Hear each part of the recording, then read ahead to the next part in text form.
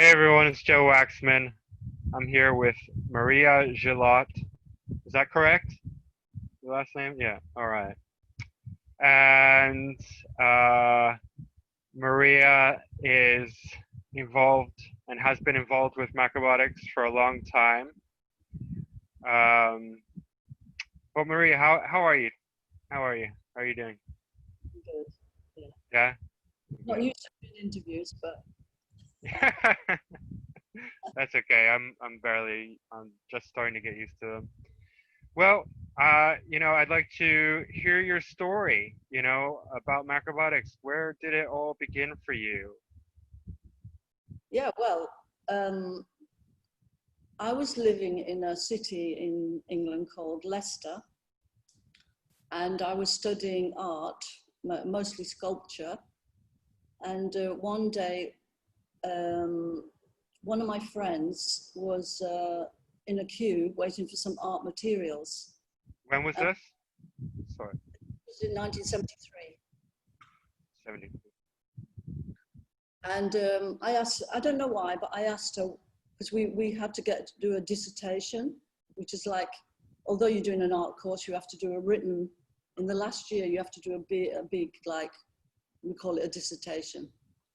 And for some reason, I asked her, what are you doing your dissertation on? And she said, yin and yang. Huh. And I was like, really, what is that, And it really got me, those two words. And she started to explain a little bit, and she mentioned something about food and tomatoes being very yin. And then that same person, she got married with a partner who was also on the art course. And I went to the wedding, and I looked at the buffet of food for the wedding. It was all these things that I'd never seen before, like seaweed, or black curly stuff, And I said, what's that? And they said, oh, seaweed. And so I tasted this seaweed, and it was like, oh my God, this is so fantastic. Oh, really? Everyone's so weirded out by seaweed at first. A lot of people are weirded out by seaweed at first, but glad you like. So I went up to her in a wedding dress, and I said, after tasting all this food, I went, where do you buy this? And she said, oh, go to one of the health stores in Leicester. So, okay. I went to a very commercial one that's mostly like supplements and things like, no vegetables. It's just all things in jars and packets. Right. Anyway, I came out of there with a jar of honey and a packet of nut roast. And a book by an American woman called Barbara Cartland. I don't know if you've heard of her. No. She passed away a long time ago. Anyway, she wrote a book called The Wonders of Honey. So I knew there was no sugar in this food, and I know there was no meat, so I got those two things, and I took them home and started using them.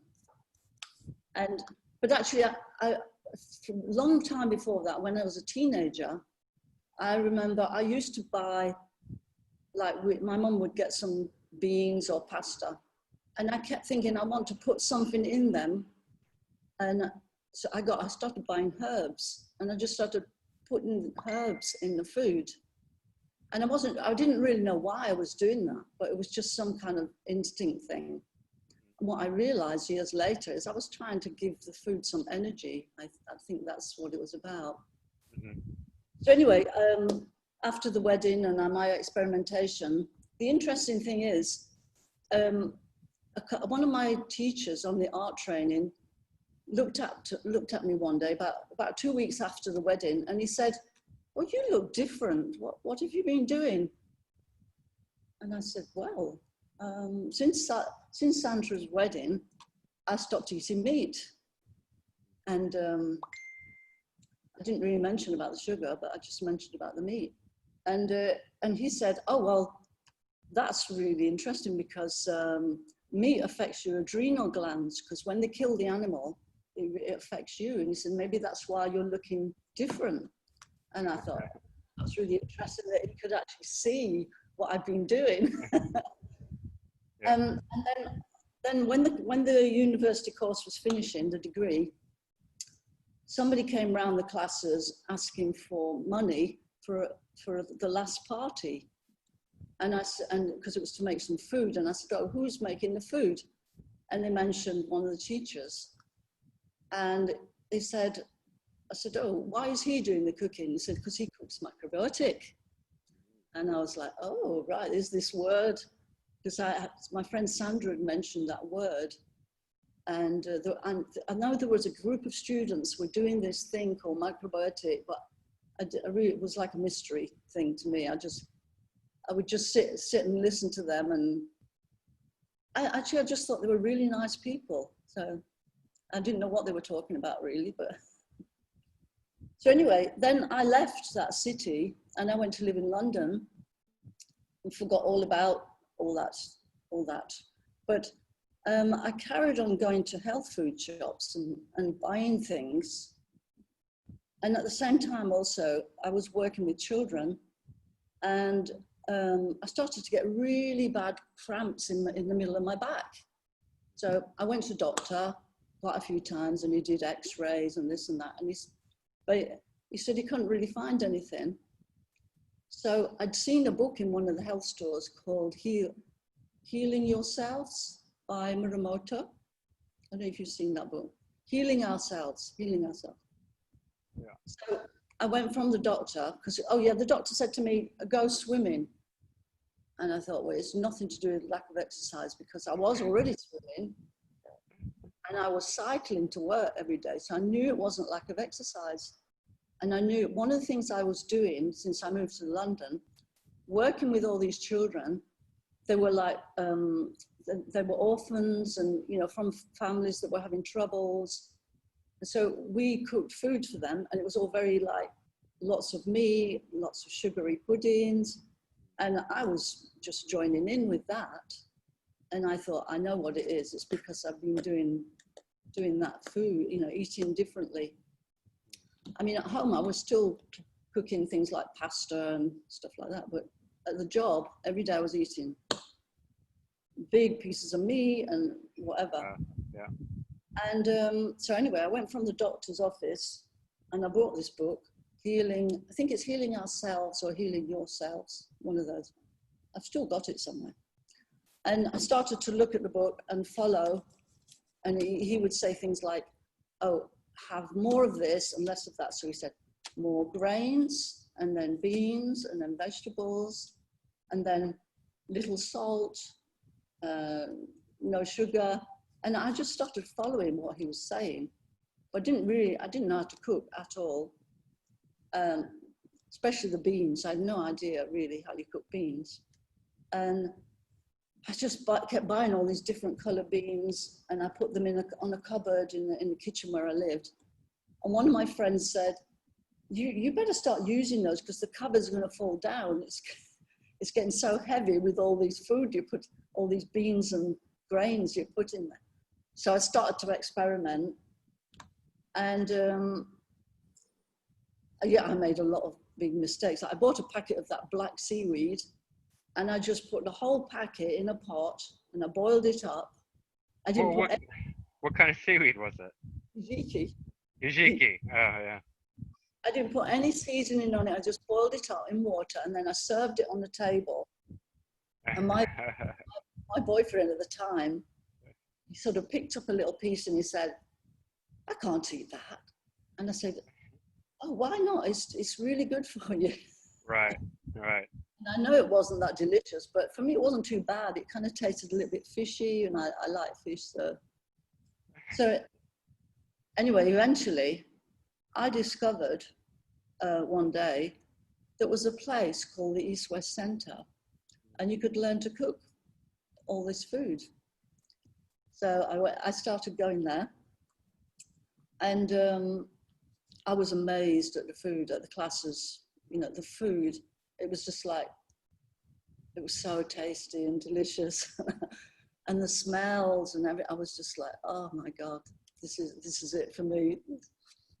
And Yeah, of course. Properly prepared macrobiotic food is the best. mm, and that was classes with. I went to classes with people like Bill Tara's, one of Bill Tara's wives, Julie Tara, and people like that. Hmm. And then after that, I had I travelled for quite a bit. Actually I went and studied. Then I studied the levels, mostly with Bill Tara and other people teaching. Amita Kuchi came, and actually my back problem, back pain, went 2 weeks after I bought that book, and I just was making little changes. The pain went away anyway. So, I was kind of slowly coming towards macrobiotics. And then when I discovered the East West Center and I started studying, and like first, we were in a group of students, and everybody, you sat down and you had to go around saying, "Why are you here?" And I was like, "Oh my God, what am I going to say?" Because people were saying things like, they're going to open a macrobiotic center, they're going to do this.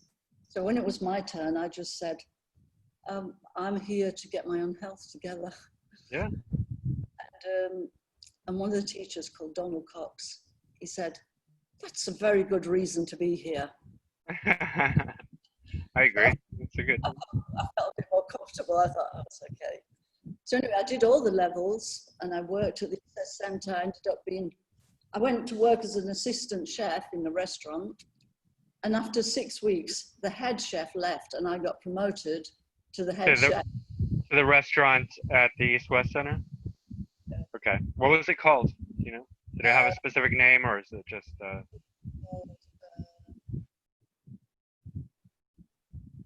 if you don't remember. But it was just part of the East West Center. Did you receive any personal counseling for any of your health problems? Or was it just you studied? I did. I went to see Bill Tara, and I think at the time I was eating too much salt for me. And I said to him, "I can't stop eating sugar. I really can't stop." And he said, "Well, I think we better send you to the drug clinic." Just joke.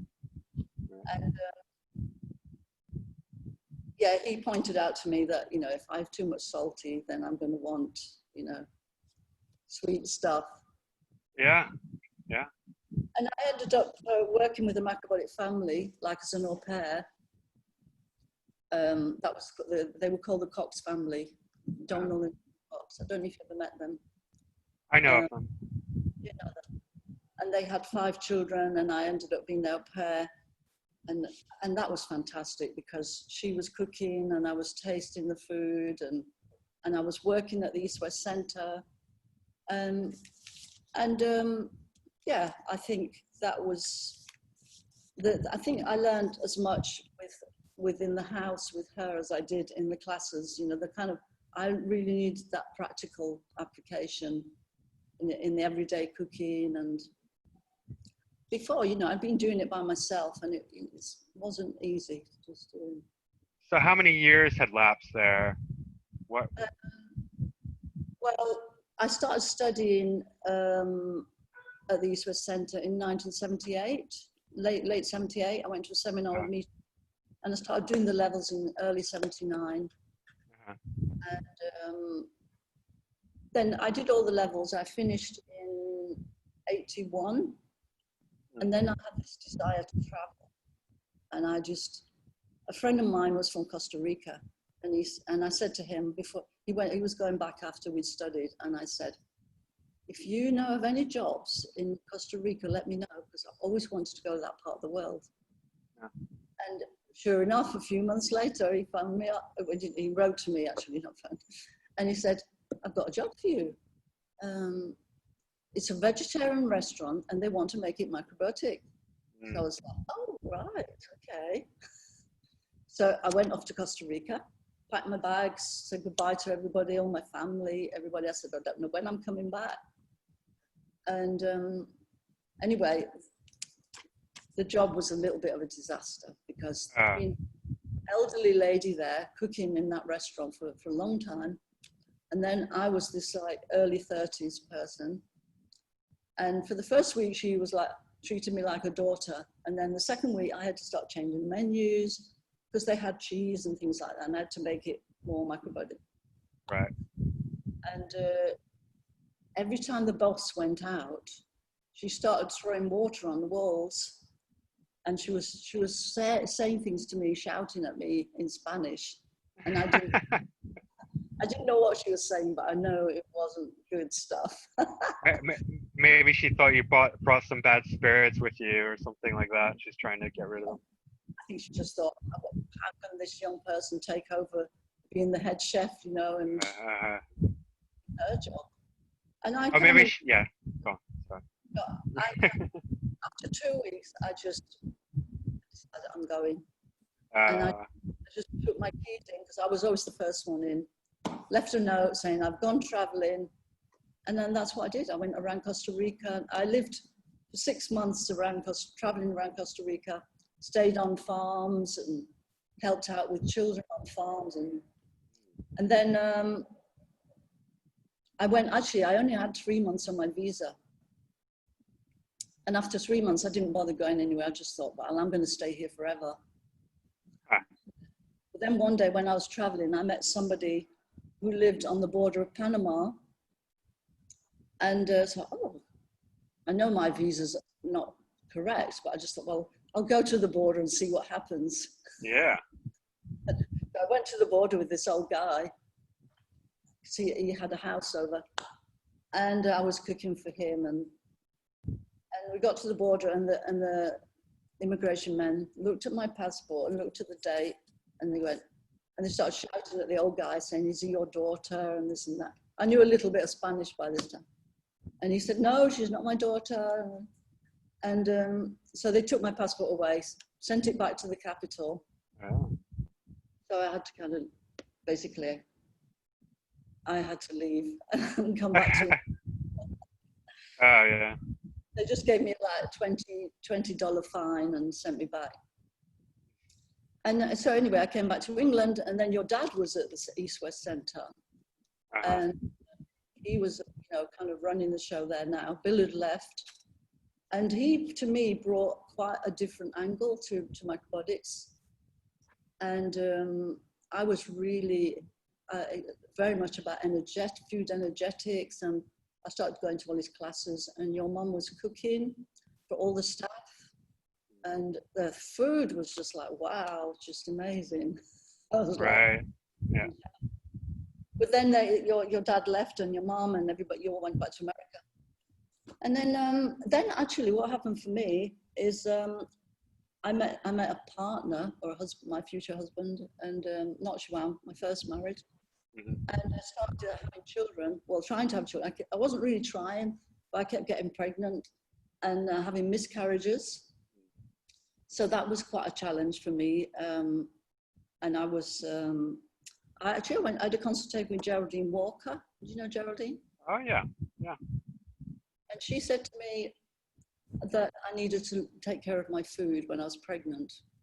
Because, and she said, "Do you get cravings?" And I said, "Yes." And I craved everything. But my mother was Italian. So one day I would be craving spaghetti and what have you. And then another day, my dad was from England, Yorkshire, and I'd be craving things like Yorkshire pudding. And so my food would just go off the wall. I would just be eating. And Geraldine said to me, your spirit comes to you, and it comes to like a natural eating spirit. And then you go away and you start eating all these other foods. And so the spirit leaves. And I was like, oh, I never thought of it like that. She said, next time you're pregnant, and it won't be long, and I was actually pregnant, but I didn't know. And said, it won't be long, it'll be a girl, and you're going to be much more careful next time with your food, and you're going to cook your soup, and you're going to do this, and that's exactly what I did, and that's my oldest daughter, Iona. She was a prophet. Sounds accurate. And Iona's now 33. And then I had a few miscarriages between Iona and Eve, and then I had my other daughter. And I kind of became a full-time mom, really. That became because I wanted to, I didn't want to kind of be the sort of mom that dropped them off at a nursery and didn't, wasn't with them. And Right. so, Yeah. and actually I decided to, when I only was old enough to go to Steiner school. Yeah. I didn't know anything about Steiner. Well, I didn't know why, but I knew people who'd send their children to Steiner school. And I'd seen the books that they have in the school, and I just thought, wow, if I ever have children, I want them to go to this kind of school. But anyway, I started sending Iona, and some of my family was saying, she's not reading and writing yet, and she's 6. And I said, well, it's okay. It's the method of the Steiner, but I didn't really understand. So what I decided to do was study the Steiner education. Uh-huh.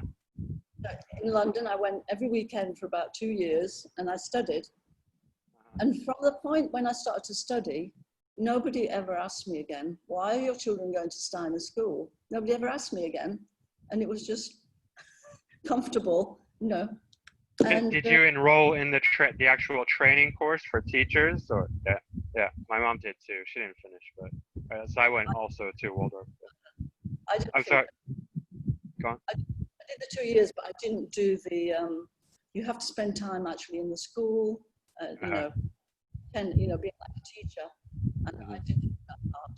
But I loved doing the training. It was like going back to school for me, because I never really did that much when I was at school. I couldn't concentrate in the classes, and so all that was. So it was a very healing situation for me to go back into school, and it'd be fun and really enjoying everything that I did, and painting in that way, and yeah. So yeah, and I suppose I've done a lot of things around children since then. Really, cooking classes with kids, and oh, that's nice. on my camps,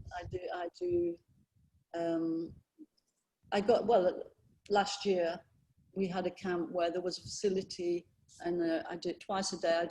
Any of the children could come in and learn to cook and help preparing food for them. And a lot of the children actually found some of the food quite different on the camp, because maybe their mum is macrobiotic or vegetarian, but they're doing other foods. And but most of the children enjoyed just chopping veg and cooking pasta. I think it's really important to work with children, because the things like we learn as children stay with us the rest of our lives, and children grow up to be adults, and that's really a big part of their education, their conditioning. So I'm a big supporter of that. I think it's super important. So go on. Anyway, I've got 3 grandchildren now, and from my Iona, she's got 3 children, and there's the daughter who's 8. She, during the lockdown in England, she started teaching cooking online. She's doing very she did one cooking a pasta sauce, spaghetti sauce. I think I've been doing too. Yeah, like yours actually. And she goes to the shop and with the camera, and they show buying the pasta, buying the vegetables, and the salad. And yes, it's very. Is she also on YouTube? Yeah, it's on YouTube. Yeah. What's her name? Orla Empathy. Orla Empathy. All right, I'll look it up. When she does cookies and things, she's done some ones cooking cookies, and she uses sugar and stuff like that. Uh-huh. Which I'm sort of like, oh my God, but. But she knows what we're doing. So I said to her, well, she'll have to come to Portugal sometime and do some cooking classes. But we can do the similar, but maybe we'll do a chocolate sauce, but without sugar. Yeah, just make it better quality sweetener. Yeah. So yeah, me and Joao started doing the camps in we met in 1993, and the children quite small, and we started doing the camps in 1996. So, just to be clear, what camps are we talking about? It's called One World Camp. One World. So I have heard. I've not been myself, but I've heard of them, and that's where are they? Well, for 23 years we did them in England. Uh-huh. We did them all around England, all over the place. And what we did was we'd hire a boarding school, because there's many in England. I don't know about in America if you have those, but we have boarding schools. We have some. They don't do much in Portugal of that, but in England there's many. And we did, so we'd have actually we started off much smaller. In the beginning there were just campsites, but then we started to get a lot of foreign people come in who wanted more accommodation than a tent. They want a room. So anyway, we found the boarding school situations, and we'd have all their facilities, like swimming pool, dance rooms, and fantastic workshop spaces. And I think, well, the biggest one, we had more than 1,000 people in a place near London. Right. You know, we'd have macrobiotic cooking. The food would be all macrobiotic, the meals.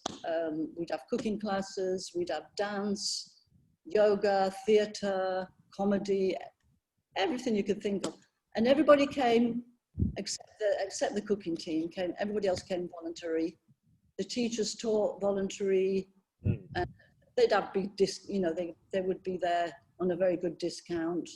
And so they teach one class a day, and then the rest of the time they're on holiday, and they go to other people's workshops and join in with whatever they wanted, singing, dancing, painting, whatever. So it became a very creative situation, and the macrobiotic education there as well, which was fantastic combination. Those kind of camps, conferences, whatever you want to call them, are so great. They're so much fun. Everyone has a great time. It's just getting together like that. It's wonderful. So I'm glad to hear that those are a success or have been. And we started to call them a festival because it became a lot of musical people come in. But this year, because of the pandemic, we've had to put it as a camp, because you're not allowed to have festival this year. So you're allowed to have a camp, and it can't be too big. But anyway, in Portugal, we moved to Portugal 2 years ago, because this is where Joanne's from anyway. And they became much smaller. A few people from England still coming, like maybe 20 people from England still coming over. But this year is much smaller. I think this year at the moment, we're probably going to be about 70 people. And everybody's still surprised that we're actually doing it at all. Yeah, no, that's great that you can do it at all. I mean, everything's like such a bummer on that regard, gatherings and whatnot. Yeah. So, we've got to do a few protocols, like take people's temperature when they arrive, and cleaning workspaces. But the beautiful thing about this camp that we found this year is it's all open plan. It's Caribbean style, with just like rooftops, and everything is open. So that's cool. And it's got a little beach, and it's got lake, it's got swimming pools. It's very beautiful. Yeah. Nice, very good. But yeah, that's been part of our life since 1986, and it took nearly a whole year to pull it together, to be honest, or at least from Christmas time, we would be, every second word would be camp. It's a big project, and kudos to you guys for pulling it off. I mean, that's a great accomplishment. So. Yeah, we really enjoy it. And also here now, you can see, I don't know if you can see where I am, I'm in a classroom. I see a jade plant, that's all. But we just opened in a macrobiotic school here, which we talked about when we Right. Yeah. Let's hear more about that. Let's say something about that. Yeah. Well, basically, Joanne's had a Feng Shui school going here for, I think it's 20 years, but usually been hiring different places. And last year he decided to get a place of his own, and he bought this place, and it took 6 months to renovate. And now the school has been running the whole time. Sometimes it's been during the lockdown, it's been on Zoom. So he's still been in the classroom, and the students are just on the Zoom. And now we've probably got about half the students actually in the classroom, and half of them still on Zoom. And we're also building a cooking school, which I'll be an active part in. And we want to bring other teachers there. Yeah. And that's going to be part of the macrobiotic course. We're calling it Escola Macrobiotica. And your dad is going to be the first weekend teaching. Right. Touch wood. But with you can fly from America. I think, can you fly at the moment to Europe? I don't know. I don't have any plans to fly, so I don't really. I think my passport's out of. I need to renew. I have no idea. Well, we'd like you to come and teach. Oh, thank you. I would love that. That would be great. Yeah. For me, that's. I know Flory and Lillian, and you know the price. I do. I was married to Flory. Oh, that's right. Yeah. I remember. And and I know all about Alaska, and my girls went there. Do you remember when Madonna paid for flights? She was helping people get flights there. Oh yeah, I remember something about that. Yeah. Mm-hmm. Anyway, so both my girls came there for the price. We only had to pay the price of one flight instead of two, which was fantastic. And I think it was mostly a teenage gathering, but I think they were all different ages. Yeah. You must have been about 30 by that time. I was not a teenager, I can assure you, but I was in with the youth crowd to some extent, I guess. Yeah. So I think that's when we get this school going, that's what we really want to bring in, the younger generation. Very good. And we're going to do children's cooking classes, which I'm going to be very involved in. Yeah. You know, just from the local community, we'll make them fairly cheap so that, you know, they're accessible. And also training other people up to teach cooking, especially, and, you know, all of macrobiotics really. Because, I mean, it's a way of life, isn't it, mostly? It's a way of life, yeah, absolutely. I love your noodles, by the way. I mean, I could taste the way you did it. So beautiful, just so. Thank you. Thank you. Well, you know, I think it's, you know, we all have to do our part to get the word out, because the world needs us. The world needs our knowledge. You know, they need to know how to eat well, because they don't. And it's such an important issue. And now that I'm, you know, open to sharing my knowledge, it's just become an imperative. Like, I have to do this, and I want to help everyone else do it too, who can and is willing. I'm starting to put the word around to people that I know, especially that studied with me, to get in touch with you. And I'm not sure if anybody has yet. Like John Lewis, has he been in touch with you? No, not yet, but that's okay. Living in Finland. And just different people. Oh, Sean, I know John, yes. Yeah, I'm sure you know him. He's very active on Facebook and things. Yes. So yeah, I mean, we were students together, me and John, and we're still in touch. And in fact, in April the 3rd, I was organising a reunion of the students from that time, from Denny Bill time, and we were going to do it in London, and then we went into lockdown. Quite a few people paid a deposit on a restaurant there called Luma, and we went into lockdown. So we're waiting to see. May not happen this year, maybe early next year, but there's a lot of people there that studied, you know, and are out there doing what they do. And, you know, I'll give them your contact, and you're going to be very busy. Thank you. I'm ready for it. I'm ready for it. Um, I want to ask you a little bit of a pointed question. I asked Melanie something similar. What do you think about macrobiotics as a whole in relationship to the world as it is? And how do you think, what does macrobiotics need to really go to take it to the next step and to grow and evolve? Well, again, I think that's you guys, because the younger generation can communicate with the younger generation, you know, the ones Yeah. you, because I think it's great that we're still there holding the fort, you know. Yes. But like the way that you're teaching on your classes, you know, it's very friendly, and you bring in lots of different things about what you're doing. Mm-hmm. And I think that's what young people need. They need to see that it's part of a whole life, you know, and like the fact that you're doing it in your little kitchen, you know. As well. That's really good as well.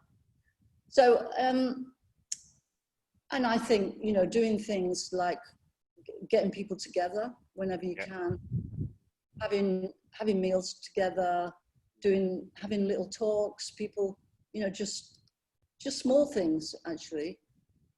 And I think especially when we started, me and people around London, it was like a mystery thing, you know, the macrobiotic word. And slowly that's opened up. Yeah. And well, in Portugal, actually, everybody knows about macrobiotics. You know, everybody. Right. And there's the natural food stores everywhere. I can go down the shop just down the road here, and I can get tofu and miso. Yeah. So, you know, somebody's buying all this stuff, and there's a lot of people out there that are kind of on the fence to actually studying more. But I think if we can market it more for the younger people. Marketing. Yeah. Yeah. I mean, the influence here is undeniable. Like, it's everywhere. You can go to a bar and get seitan and other, you know, vegetarian, vegan options, tofu, stuff like that. We have Whole Foods, with, you know, Amazon owns it, and, you know, the influence is everywhere. However, the word macrobiotics is not really, it doesn't have a big buzz here in America, at least. There's not, like, if you talk about macrobiotics, people are not like, oh yeah, of course, I love that.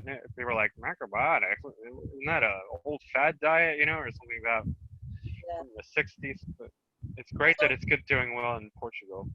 I mean, I sometimes meet people that've got some health problem, you know, especially women, and I don't straight away say macrobiotic, but I'll start talking about how to balance your food and your life. And and eventually the word macrobiotic will pop in, rather than and on the camp, you know, we haven't called it a macrobiotic camp. We just called it healthy living, but we always have a macrobiotic teacher, you know, doing side, and we always have cooking classes, and the food is always macrobiotic, you know, the meals. So some people come because they're vegan or they're vegetarian, you know, and then eventually they hear, oh, it's macrobiotic, you know. And usually the vegan and vegetarians haven't got any issue with it, but it's the people some people come that just come for the yoga and oh, you don't eat meat, and, you know, they get a bit, you know, I think they start detoxing on the camps. So they might go out for a little burger or something somewhere. Well, in the old days, that might have been like sort of much more common, but nowadays we can just refer them to all these prominent doctors with tons and tons of studies that back up basically everything we're saying from a nutritional standpoint. They're not looking at it from an energetic standpoint or philosophical or ideological, but that for just from a purely nutritional standpoint, that's already done. We know that meat is harms the body. Yeah. So anymore, that's not an excuse, that And people even just want to eat meat or. even the pandemic thing, I saw something like in China, they were saying for people to stop eating chicken because they thought that it was weakening their immune system. I don't know if you saw that. I did not see that, but I fully support that idea. But anyway, sometimes I meet people that are still eating animal foods, and I just, like your dad's approach is, don't worry about what you're eating, just start including other things, Yeah, that is how you start. Yeah. So I think that's the main thing, is that people don't feel, what they're doing is judged, No, yeah. Sorry, go on. they can take their time if they can take their time. Some people can take their time, but some people have got big health issues and they can't. Yeah, so. It's true. It's very true. So, let's see. What else? What else is there? I mean, what's your big? What do you have to say to everyone? What's your big message, Maria? Um, Learn to cook, but also learn how to eat out as well. Eat out well, and learn how to make things, how to cook some meals quickly, because a lot of people, like Simon was saying the other day, that the younger people now, they're probably not going to want to spend too much time there. Yeah. But there again, I think there are people that are willing to spend at least an hour, and most people can get a good meal out in an hour. Yeah. So yeah, what else would I say? Just, I think mainly enjoying life, and making things so that you do things together, building communities.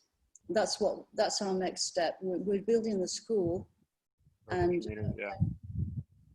we really, in England, we did have a community because we stayed in one place for 20 years in Brighton, Mm-hmm. and we had our children there, and so we had the house, and some people came specifically because of what we were doing, but many people came just because they wanted somewhere to live, and they'd heard that we do this different food, and I tell you, the around the dinner tables, it used to be fantastic. The conversations, Yeah. it was just so much fun.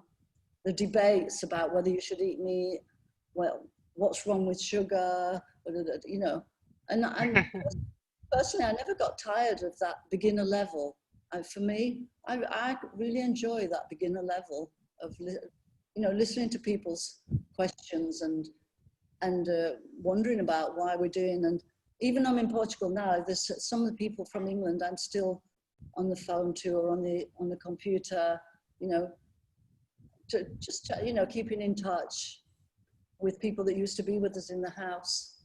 Yeah. So yeah, we want to do like I suppose you call it a study house, but with growing food, that connection as well. Very good. I love that. I love growing food too. Do you think the world is ready for like a resurgence of macrobiotics? Because it feels like for years there was kind of a dip, the decline of the Kushis, the Aiharas, and all of Osawa's students, and maybe now we're sort of regathering our energy for another big push into the world. What do you think about that? And I think to have the connection with nature, Yeah. with actually people able to go in the garden and pull up some carrots, with the tops on, that deep connection. I mean, I've got friends, I've lived in lots of different farming situations and helped friends growing food. And at one time, they had a whole house full, outhouse, summer house, full of grain. Uh-huh. I think it was wheat. And they just didn't have the time to clean it. And I just spent like 3 weeks, or I can't remember how long, every day cleaning this grain. And it was like the most therapeutic thing for me. Very good. Yeah, and I think a lot of people want to do that now. I think a lot of people want to connect. And I mean, I think we did a lot of intellectual study years ago, and very important. And the men, mostly it was mostly men teaching, but I think now the women are coming forward, and we want to make it more connecting with the nature and children. Yeah. A lot of that was led by you know, Michio, because he was such a brilliant intellect, you know, that he had to utilize that, and all the students just sort of took that approach, this very intellectual approach, and that chapter seems done, and now we're on to a new chapter. So I agree with you, and I love being able to go outside and pick my veggies and herbs and all that, and so I'm excited about that. If ever you come over, you'll have to come and check us out. And, yes, that is the plan, and I definitely want to. Your dad's coming in the autumn, and maybe at some point we can bring you over as well. That would be great, and I will take you up on that. So do you have any final words before we close? Let me think. Yeah, I think for me, macrobiotics is a way of life, and the cooking for me has been a way of expressing my creativity. You know, being an art student, and I studied sculpture, specialized in sculpture. So when I cook, it's like I can spend hours cooking, and I do most of it in the mornings now. And so the afternoons I can go to the beach, I can do whatever. And for me, just, you know, having all those colors on the table, all those different shapes and the different textures, and then the fact that you can eat it and you get all the senses nourished. That's, for me, has been a very special part of macrobiotics. Wait, you know, I just want to chime in there. I also went to art school, and I feel very similarly to you, because I rarely eat out, and if I have the choice, I'll probably go, you know, cook at home, because that's a creative outlet for me, and I'm always dabbling in this or that. I actually have some bread rising downstairs right now, and I'm gonna make lunch after this, and so go on if you have anything. I've seen a picture of your bread. I haven't tasted it yet. It's okay. I mean, I don't claim to be an expert, but I like doing it. So Well, food processing actually is a very important aspect, isn't it? I love it. Have you ever made tofu? Made what? Tofu. Tofu. I have made tofu. It's so easy and cheap to buy. I don't usually make it, but I've made other things that are a little more involved. But you know, all those things are important to happen in a community, because, absolutely. you know, one person alone is very different, isn't it? You know, to a whole community of people creating all those different foods and growing the vegetables and very different. Socializing. Because I mean, most of the women in Portugal, they just want to be out in a job, you know, because they're on their own in a flat in the middle of Lisbon. So they all want to get jobs, and then they've got some socialization. So that's what, and Portugal actually has got quite a lot of communities developing. There's not a macrobiotic yet, but there will be. Yeah, there's a lot of activity in Portugal on this side of things about, you know, macrobiotics and health food and natural living and all that. So that's great. And I love Portugal. I've been there 3 times. Definitely want to go back.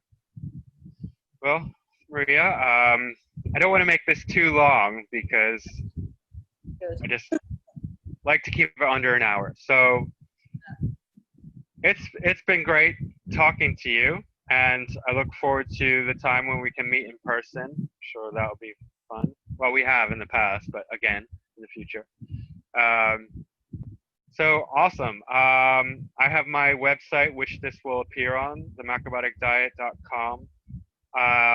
I'm actually right now in having somebody install an option to book me for counseling, macrobiotic and astrological counseling.